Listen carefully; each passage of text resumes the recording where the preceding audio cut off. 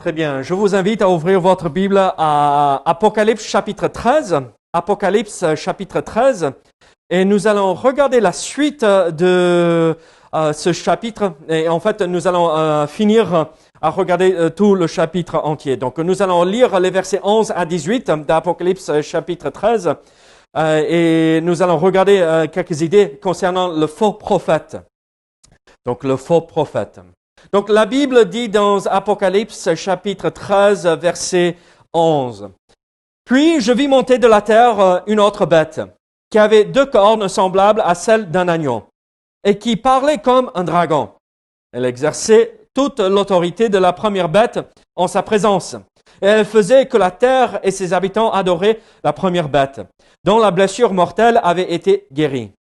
Elle opérait de grands prodigues, même jusqu'à faire descendre du feu du ciel sur la terre à la vue des hommes.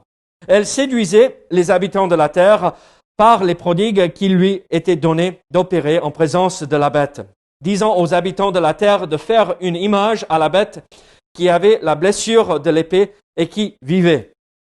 Et il lui fut donné d'animer l'image de la bête afin que l'image de la bête parlât et qu'elle fit que tous ceux qui n'adoreraient pas l'image de la bête fussent tués.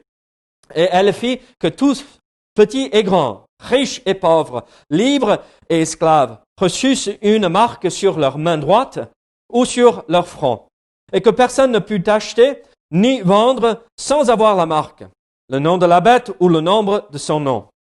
C'est ici la sagesse, que celui qui a de l'intelligence calcule le nombre de la bête, car c'est un nombre d'hommes, et son nombre est 666. Prions ensemble. Seigneur, aide-nous à comprendre ce que tu veux nous enseigner. Seigneur, c'est un passage, en fait, nous parlons de ceci depuis longtemps dans l'Église, pas forcément notre Église, mais Seigneur, dans l'Église en général, ton corps. Et à travers des siècles et longtemps, qui est l'Antichrist? Qu'est-ce que représente ce chiffre? Et Seigneur, l'objectif, Seigneur, oui, je comprends, c'est de nous faire comprendre ce qui va venir, pour que nous ayons un cœur apaisé et calme. Et Seigneur, que nous ne soyons pas séduits non plus par les faux prophètes qui courent à droite et à gauche aujourd'hui et qui font des dégâts, qui font du mal à l'Église. Donc Seigneur, sois avec nous ce matin. Aide-nous à comprendre et à avoir du discernement au nom de Jésus. Amen. Là, nous arrivons à un passage que, immédiatement, dès qu'on arrive à ce passage, on se pose la question, oh là, mais de quoi on parle? Et qu'est-ce que ça représente? Et qui est cette deuxième bête d'Apocalypse chapitre 13? Et quel est son objectif? Et en fait, surtout quand on arrive à la fin avec la marque de la bête, si on regarde sur l'Internet aujourd'hui et on tape dans Google marque de la bête, on tombe sur tout et n'importe quoi, n'est-ce pas? Et même aujourd'hui, il y a beaucoup de bruit. C'est la marque de la bête, sans dire ce que c'est, de quoi je parle. Et vous savez exactement de ce que, à quelle chose je fais référence. Alors, nous, en tant que chrétiens bibliques, quelle devrait être notre réaction, quel devrait être notre comportement vu l'enseignement de la Bible que nous avons ici? En fait, c'est d'être posé et comprendre ce que le Seigneur veut nous enseigner à travers ce passage. Et en fait, pour moi, quand on lit ce passage, l'objectif, ce n'est pas de dire et pointer du doigt un homme ou un gouvernement ou une marque ou un truc ou ceci ou cela pour dire c'est ça. Non, c'est pour que nous puissions avoir un point de vue de comment Satan agit à travers les faux prophètes, afin d'avoir du discernement aujourd'hui pour ne pas tomber dans le piège et être séduit par les faux prophètes qui existent aujourd'hui. Nous savons que l'esprit de l'Antichrist existe aujourd'hui, même si l'Antichrist n'existe pas actuellement. Peut-être il est en vie, mais on ne sait pas qui il est à l'instant.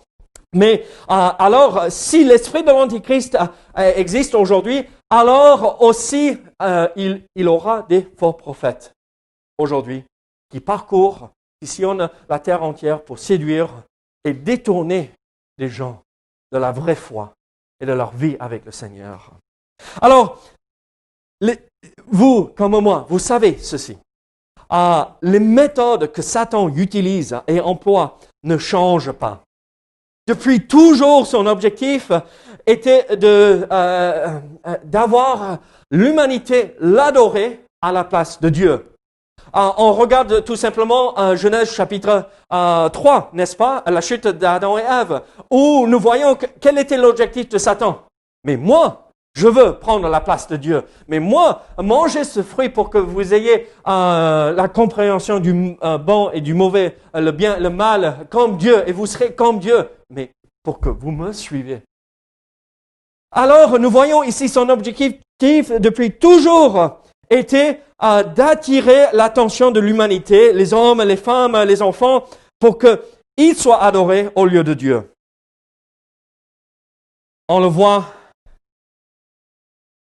dans le jardin d'Éden, on le voit à la tour de Babel, on le voit avec Nebuchadnezzar, on le voit avec Hérode, on le voit avec les Césars de l'Empire romain, on le voit avec Hitler, on le voit avec Staline, on le voit même avec des mouvements de gouvernement, avec le communisme, toujours pour enlever Dieu de son trône, pour que quelque chose d'autre soit établi comme le souverain.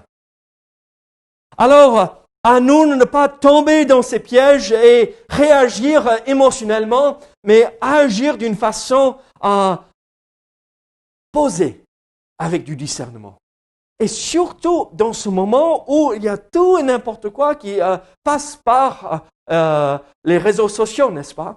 À nous de savoir et comprendre ce que la Bible nous enseigne et pas ce qu'un homme enseigne. Même, n'écoutez pas ce que moi j'ai à dire, écoutez ce que la Bible dit. N'écoutez pas un mouvement ou un regroupement d'églises, écoutez seulement la parole de Dieu. Alors, pour nous comprenons que Dieu veut que ses enfants aient du discernement et puissent discerner comment Satan agit et comment il se sert des faux prophètes pour séduire un monde déchu. Alors, comment fait-il? Comment arrive-t-il à ses fins pour qu'il attire l'adoration du monde entier? Et comment fait-il aujourd'hui aussi? Donc, ce que nous allons voir peut s'appliquer à notre situation actuelle. Regardez, dans le verset 11, nous voyons le faux prophète. Qu'est-ce que nous voyons ici? Puis, je vis monter de la terre une autre bête qui avait 2 cornes semblables à celles d'un agneau et qui parlait comme un dragon. Alors, qu'est-ce que nous voyons ici? Qui est ce faux prophète d'Apocalypse chapitre 13? Qui est le premier ministre de l'Antichrist de cette période de la tribulation? En fait, c'est une bête qui sort de la terre. Donc, vous vous rappelez que le week-end dernier, je vous ai parlé de la première bête, ou l'Antichrist, et il sortait de la mer. Et la mer représente, vous vous rappelez, la mer représentait quoi? La mère de l'humanité, les nations. Et donc, l'Antichrist sera un non-juif, pour pas dire païen, d'accord? Ou autre mot pour autre chose, d'accord? Donc, il sera probablement un païen. Est-ce qu'il sera un citoyen comme du nouveau empire, nouvel empire romain, comme l'apôtre Paul était citoyen de l'empire romain à l'époque, mais il était juif? On ne peut pas dire. Mais on sait qu'il il sortira des nations, d'accord? Peut-être il aura un peu de sang juif quelque part, mais probablement pas. Il sera un non-juif, probablement un Européen, comme vous et moi, d'accord? Mais ici, nous parlons de cette bête qui sort de la terre. Cette bête qui sort de la terre. Et vous vous rappelez ce que je vous ai dit? En règle générale, quand on parle de ceci, la terre, on parle de la terre promise. Donc, probablement, il est fort probable qu'il soit un juif. Et que la raison pour laquelle Israël accepte de signer cette alliance avec l'Antichrist pendant 7 ans, où l'Antichrist assure la paix en Israël et dans le Moyen-Orient, c'est parce que, oui, il y a l'Europe, le nouvel empire romain qui va apparaître un jour, mais à ses côtés, il a un juif, et c'est pourquoi la nation d'Israël est plus ou moins à l'aise pour dire, OK, on va signer. On va accepter cette alliance et être en paix pendant 7 ans. Et alors, ça sera un homme d'Israël, de la terre promise. Mais regardez comment il est décrit. Il a 2 cornes comme celles d'un agneau. Et ça, c'est ça ce qui est incroyable de voir. Nous habitons dans un coin où, en règle générale, le printemps, quand on part dans les champs, qu'est-ce que nous voyons? On a les brebis avec leurs petits, leurs agneaux. Si on va chez Sylviane Arbas, là, ils sont partout. Et un agneau, c'est mignon, n'est-ce pas? Quand la brebis vient de mettre bas l'agneau, on voit l'agneau qui commence et essaye de se mettre sur les 4 pattes, et ça tremble, et on a du mal à imaginer que dans 1 heure ou 2, ça va courir et sauter de partout. C'est incroyable comment ça va vite, et c'est mignon, et tout ce qu'on veut faire, c'est prendre l'agneau. Oh, c'est chouette! Et ça va être bon dans quelques mois. Pardon. Et c'est mignon, c'est innocent, c'est tout blanc, c'est blanc comme la neige, c'est beau, c'est joli. Et là, on passe à côté d'un champ avec mes enfants, avec des petits agneaux qui jouent, et Caris et Yann vont dire, mais papa, regarde, on peut en avoir. Non, oui, mais peut-être un gigot, mais pas un agneau. Mais c'est beau. Mais c'est exactement la tactique que Satan utilise. Regardez, c'est un homme juif, mais qui ressemble, qui a des cornes comme un agneau. Il veut dire l'innocence.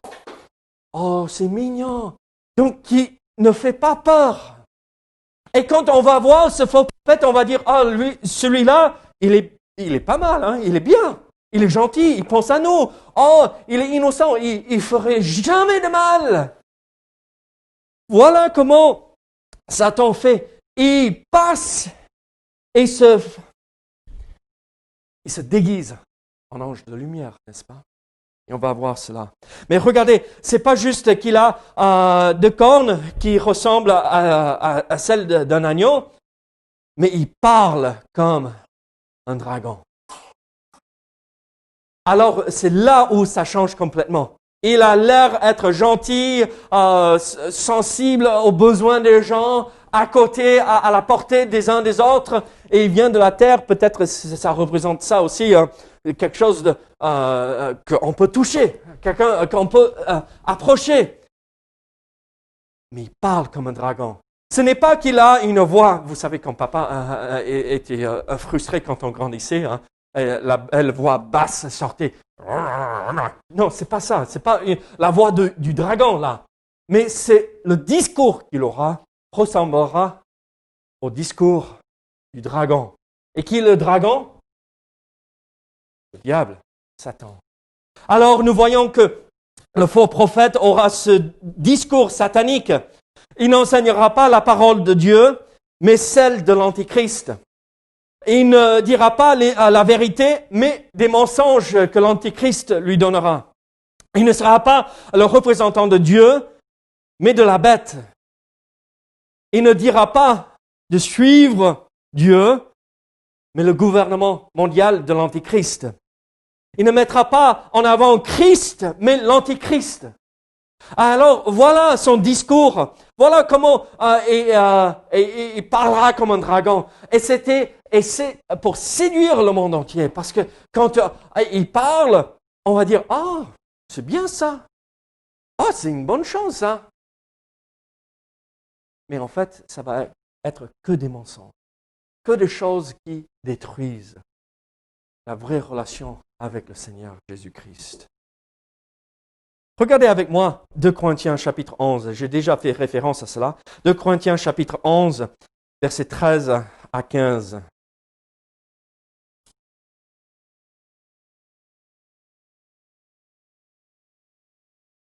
Ces hommes-là sont de faux prophètes, faux apôtres, des ouvriers trompeurs déguisés en apôtres de Christ. Et cela n'est pas étonnant, puisque Satan lui-même se déguise en ange de lumière. Il n'est donc pas étrange que ses ministres aussi se déguisent en ministres de justice. Leur fin sera selon leurs œuvres. Alors nous voyons qui est ce faux prophète. Il se déguise en ange de lumière. Il passe et les gens disent « Ah, il est bien. Ah, mais écoute ce qu'il dit, c'est pas mal ça. » Et les faux prophètes existent aujourd'hui et essayent de s'infiltrer dans l'Église pour séduire le maximum de monde possible, pour les éloigner de Dieu. Alors, nous voyons qui est ce faux prophète. Mais regardez verset 12, nous voyons l'objectif du faux prophète. Regardez verset 12. Elle exerçait toute l'autorité de la première bête en sa présence. Elle faisait que la terre et ses habitants adoraient la première bête dont la blessure mortelle avait été guérie. Alors, quel est l'objectif? Qu'on adore la première bête qui est l'Antichrist. Quel est l'objectif du faux prophète? En fait, c'est que tous suivent et adorent celui qui est possédé par Satan, l'Antichrist, alors qu'il adore Satan lui-même. Et nous savons que si on n'est pas de Dieu, on est de diable, de Satan. Il n'y a pas entre deux, hein.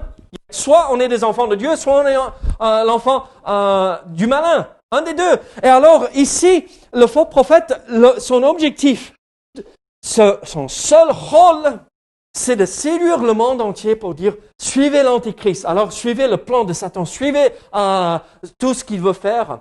Et alors, nous voyons ici comment les faux prophètes font aujourd'hui. Vous savez, le discours du faux prophète à ce moment-là, ne pensez pas que ça sera comme suivez Satan et on a le drapeau de Satan et on a l'image de Satan. Et non, il ne sera pas là avec la fourche et avec la queue qui sort. Et voilà l'image, il faut adorer. Non, son discours sera un discours raisonnable, mais qui séduira le monde entier.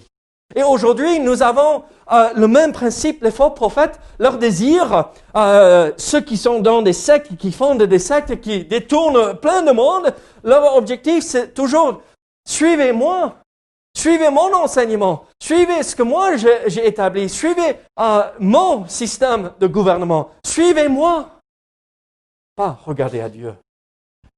Et alors, ils font ça aujourd'hui. Ils détournent les gens de leur devoir d'adorer le seul vrai Dieu à adorer leur système ou leur enseignement ou leur ceci ou cela. Et à nous de toujours dire la première chose, la chose la plus importante, c'est Dieu et sa parole. Parce qu'un homme dit, parce qu'un regroupement d'églises enseigne, pas ceci, pas cela. La Bible est seule la Bible. Christ seul, Dieu seul. Pas autre chose. Alors nous voyons son objectif, c'est que le monde entier adore l'Antichrist, en verset 12. Mais voici ce qui est horrible pendant cette période de la tribulation, c'est les moyens par lesquels il arrive à cette fin. Regardez comment il va pousser le monde entier à adorer l'Antichrist. Regardez ce qu'il est dit en verset 13. Elle opérait de grands prodiges, même jusqu'à faire descendre du feu du ciel sur la terre à la vue des hommes.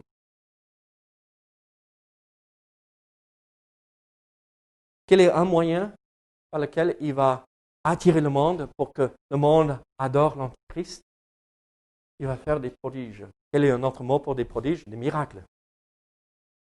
Ok. Essayez de comprendre la situation ici. Le monde entier, à peu près moitié de la population de la Terre entière est décédée. Il y a un tiers des eaux potables qui sont devenues empoisonnées. Un tiers des poissons dans la mer. Et vous imaginez tout ce que le monde souffre à l'instant. Et voilà un homme qui arrive sur la scène et qui dit, moi je sais comment faire, et il va faire des miracles. Et vous n'avez pas de quoi manger dans cette ville, mais regardez, je vais prier, je vais passer mes mains par-dessus de ceci, et cette viande qui est pourrie que vous ne pouvez pas manger, maintenant vous pouvez la manger. Il va faire plein de prodiges, plein de miracles, et ça va faire en sorte que le monde va dire, mais regardez, c'est un homme de Dieu. Voilà, regardez, seul un homme qui vient de la part de Dieu peut faire ceci ou cela.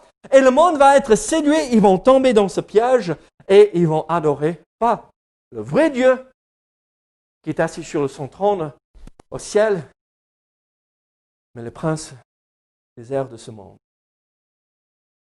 Il va faire des miracles.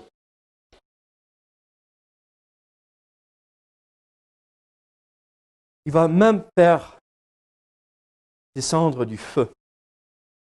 Immédiatement quand j'ai vu ça, j'ai pensé à ces deux témoins qui étaient à Jérusalem. Et quand ils sont attaqués, le feu sort de leur bouche pour dévorer ceux qui sont venus pour les enlever, les ôter la vie. Alors nous voyons, Satan a toujours sa contrefaçon. Satan a toujours sa manière de faire en sorte que Dieu a sa marque qui scelle les 144 000 témoins. Satan a la marque de la bête. Alors, les miracles, le feu même descend du ciel. Regardez versets 14 et 15, nous voyons un autre moyen par lequel le faux prophète met pression sur le monde. C'est une religion mondiale. Regardez versets 14 et 15. Elle séduisait les habitants de la terre par les prodiges qui lui étaient donnés d'opérer en présence de la bête, disant aux habitants de la terre de faire une image à la bête qui avait la blessure de l'épée et qui vivait. Et il lui fut donné d'animer l'image de la bête, afin que l'image de la bête parlât et qu'elle fit que tous ceux qui n'adoreraient pas l'image de la bête puissent tuer. Qu'est-ce que nous voyons ici? C'est une religion mondiale qui est établie. Une seule religion. Là, c'est une religion qui est liée à l'adoration de la bête, l'Antichrist et son image. Vous vous rappelez ce que je vous ai dit là au début de la tribulation? Ce qui lance cette période de la tribulation, ce n'est pas l'enlèvement de l'Église qui démarre cette période de tribulation. Ce n'est pas l'enlèvement. C'est le moment où, avec l'Antichrist, Israël signe cette alliance, ce pacte de paix. D'accord? Et à ce moment-là, il y a le chronomètre qui démarre et qui commence, et 7 ans. Et pendant cette première partie de la tribulation, pendant 3 ans et demi, l'Antichrist semble être plus ou moins gentil, même s'il n'est pas, et le monde souffre et persécute les croyants. Il y a plein qui sont morts à travers la persécution. Mais là, à 3 ans et demi, il y a cette invasion qui vient pour tuer Israël et ôter Israël de la face de la terre. Et l'Antichrist arrive là avec son armée pour protéger. D'accord? Il faut regarder Daniel, il faut regarder plein d'autres passages dans l'Ancien Testament pour mettre tout ensemble. Mais Dieu intervient pour protéger Israël. Et l'Antichrist est là en Israël. Il dit, mais où sont-ils, tous ces gens? Moi, je suis là.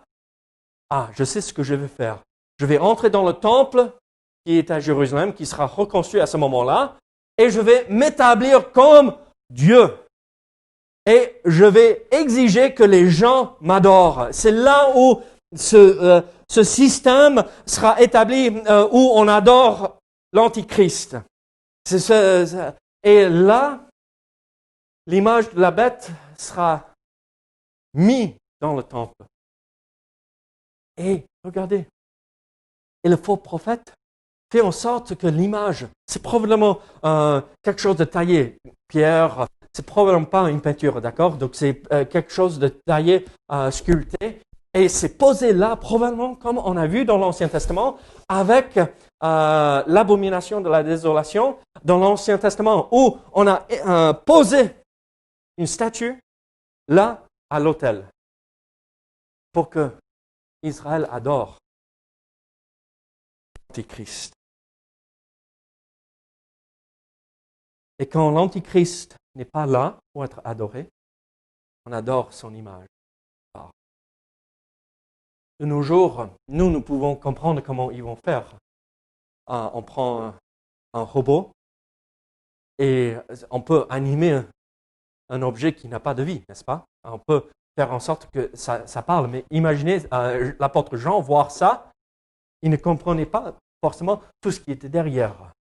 Et donc, il y aura cette image que le monde entier adore.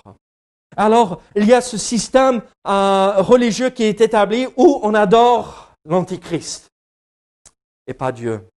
Mais aussi, il y a la persécution religieuse. Un autre moyen par lequel il met pression. Tous ceux qui n'adorent pas sont tués.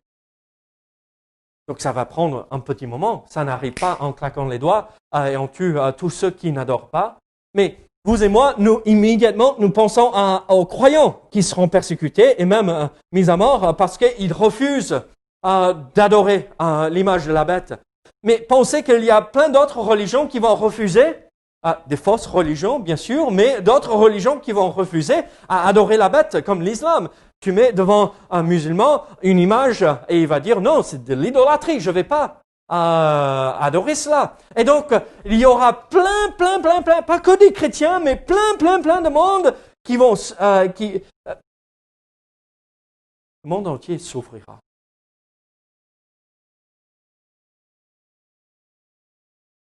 Il y a aussi, et c'est là où ça touche le sujet un peu sensible à l'instant, regardez versets 16 et 17. Et elle fit que tous, petits et grands, riches et pauvres, libres et esclaves, donc tout le monde, personne ne s'échappe, reçussent une marque sur leur main droite ou sur leur front. Et que personne ne put acheter ni vendre sans avoir la marque, le nom de la bête ou le nombre de son nom. C'est ici la sagesse, que celui qui a de l'intelligence calcule le nombre de la bête, car c'est un nombre d'hommes et son nombre est 666. Alors, un autre moyen, il exerce de la pression, c'est l'économie mondiale. Si tu ne reçois pas la marque de la bête, tu ne peux pas acheter. Dominique, tu veux acheter un bon gigot d'agneau, parce qu'on en parlait. Si tu n'as pas la marque de la bête, tu ne peux pas acheter.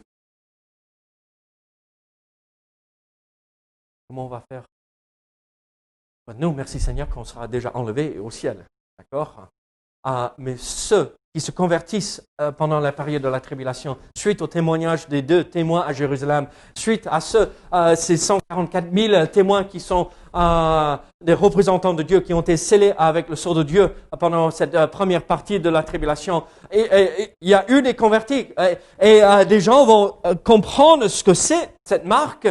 Et ils vont dire, non, c'est pas moi qui va prendre cela. C'est pas moi qui va accepter la marque parce que je sais de quoi ça s'agit. Donc non, j'adore Dieu et Dieu seul. Et ils vont pas pouvoir. Et en fait, honnêtement, il y aura plus de martyrs pendant cette période que ceux qui survivent jusqu'à la fin de la tribulation. Il y aura une pression énorme et une persécution énorme sur le monde entier pour suivre l'Antichrist. Regardez, la marque de la bête, parce que je sais que ça fait beaucoup de bruit à l'instant. Qu'est-ce que c'est la marque de la bête? La Bible dit, et la Bible est très claire, c'est quelque chose qui est visible. Vous savez, le mot la marque ici, le mot marque ici vient d'un mot charagma et ça signifie, c'est le même mot qui va être utilisé pour décrire un timbre ou une marque imprimée. C'est le même mot dans la littérature grecque en dehors de la Bible où on prend, c'est la marque mise au fer rouge sur les chevaux, d'accord? Donc c'est une marque visible. Si c'est pas ça, alors comment c'est pour dire oui, je reconnais l'Antichrist et je vais le suivre?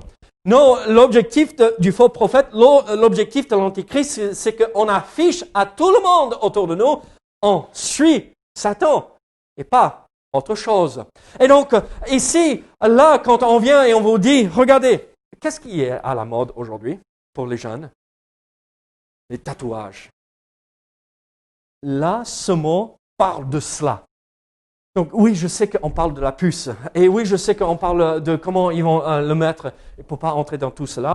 Vous comprenez à quoi je fais référence. Mais regardez, peut-être que ça va être une puce. Mais par-dessus, il y aura une marque avec le nom de la bête ou son chiffre, son nombre, d'accord? Et ça va se voir. Et vous savez, c'est bien. Tu vas vouloir avoir quelque chose tatoué sur ton front? Pauline, toi? Ah non, on est trop jolis. Et... non, elle n'accepterait pas que tu aies quelque chose tatoué sur le front. Hein? Ne fais rien avant ton mariage, sinon. Regardez, ceux qui sont vraiment zélés, c'est mon interprétation, hein, c'est eux qui vont le prendre là sur le front. Ils affichent à tout le monde, moi je suis pour l'Antichrist et son système gouvernemental du monde entier. Et ceux qui sont, bon, j'ai faim, donc tiens, je veux manger, donc je vais prendre un marque. Et alors, nous voyons que ça sera quelque chose de visible. Et ça sera, les gens accepteront cette marque. Sinon, ils ne vont pas pouvoir acheter, ils ne vont pas pouvoir manger, ils ne vont pas pouvoir faire quoi que ce soit. Quelle est cette marque de la bête et quel est le chiffre de la bête? C'est 668. Pardon, 666.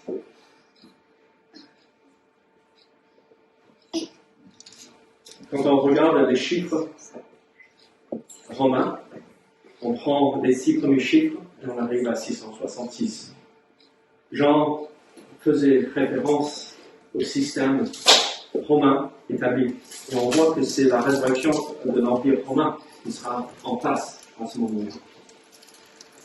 Mais on sait que le chiffre 6 est le chiffre de l'homme, n'est-ce pas? Il a été créé quel jour de la semaine de la création? 6e jour de la semaine. Et Satan, depuis toujours, essaie de séduire les gens par ces choses, n'est-ce pas? Chiffres. On a une secte qui prend le texte hébreu parce que les lettres hébreues représentent un chiffre, d'accord? Chaque lettre représente un chiffre, un nombre. Et donc, il y a une secte qui essaie de discerner, de venir deviner quel est le message secret qui est passé par ces chiffres, et ça représente ceci, cela. Et l'homme est séduit par cela. L'homme naturel. Et Satan sait qu'il va s'en servir de cela. Mais nous savons que le chiffre 6, le nombre 6 représente l'homme. Mais le chiffre 7 représente quoi dans l'Ancien Testament? La perfection. La perfection. Qui veut dire Dieu, d'accord? Mais la perfection. L'homme n'atteint pas la perfection. Et regardez, 666. 6, 6, 6. On a vu dans le chapitre 12 le dragon. 6. On a vu l'Antichrist. 6. On voit le faux prophète. 6. Il y a la Trinité satanique, diabolique. Il y a 777. 7, 7, 7, 7. Regardez, il ne faut pas tomber dans ces pièges où on voit un complot à droite et à gauche et ceci, ceci. 666 montre à nous, les croyants qui comprennent, qui ont du discernement. Regardez, Satan essaye, c'est le singe, n'est-ce pas? Il essaye de reproduire, de copier, de contrefaçon ce que Dieu fait, et après, on voit qu'il n'arrive pas à la hauteur de Dieu. Dieu est toujours au-dessus. Dieu est toujours plus grand. Dieu est toujours plus fort. Dieu est toujours le Dieu souverain assis sur son trône. Alors pour vous et moi, qu'est-ce que tout cela veut dire pour nous? Quelle est l'application? Comme j'ai dit au début de ce message, il y a l'esprit de l'Antichrist qui est présent dans le monde entier aujourd'hui. Et il a ses faux prophètes. Ils vont toujours passer comme un agneau. Ils vont essayer toujours de se faire passer comme des agneaux doux, humbles, mignons, gentils, qui ne peuvent pas faire de mal. Mais ils vont toujours parler comme un dragon. Une révélation de plus, une parole de plus, un enseignement de plus que nous seuls, j'ai compris, nous avons compris. Regardez, l'argent, mettre de la pression sur l'argent. Si vous ne donnez pas correctement, on vient vous contrôler vos fiches de paye. Tout ça, c'est les moyens qu'ils utilisent aujourd'hui. À nous d'exercer du discernement, et dès qu'on voit ce que nous venons de voir ici, on fuit, on court dans l'autre sens, on s'échappe, on reste pas là. Si vous vous retrouvez dans une assemblée, dans une église qui dit « Nous sommes les seuls qui font ce qui est juste et droit », prenez votre Bible, faites un demi-tour et partez. Ne restez pas là. Si vous entendez cela ici, fuyez, parce que ce n'est pas la vérité.